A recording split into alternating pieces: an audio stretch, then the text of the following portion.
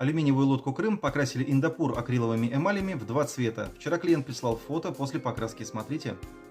Для покраски лодки клиент из города Кашира заказывал высокоглянцевые Индопур акриловые эмали, цвета по каталогу РАЛ 10-18 желтый 2 литра и 30-20 красный также 2 литра.